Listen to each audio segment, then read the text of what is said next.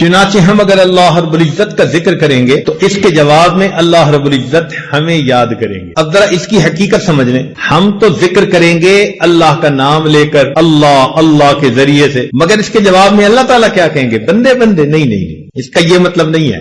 دیکھیں، اگر آپ کو کسی افسر سے کوئی کام ہو، اس نے انٹرویو لینے، بچے کی اپوائنٹمنٹ کرنی ہے، تو آپ اس سے بات کرتے ہیں اور کہتے ہیں کہ جی اس دن ذرا میرے بچے کو یاد رکھیے گا. اب یاد رکھنے کا یہاں مفہوم اور ہے. کیا مطلب ہے؟ کہ جب آپ فیصلہ کرنے بیٹھیں گے تو میرے بچے کے حق میں فیصلہ کرنا. اللہ رب العزت کا یاد کرنا یہ ہے کہ بندہ اللہ تعالیٰ کو ذکر کے ذریعے سے یاد کرتا ہے. اللہ تعالیٰ اپنے بندے کو نئے نئے اعمال کی توفیقیں دے کر یاد کرتے. اللہ اس بندے کے راستے کھولتے ہیں، فیصلے اس کے حق میں کر دیتے ہیں. اس کے لیے خیر کے فیصلے کر دینا، یہ اللہ کا یاد کرنا.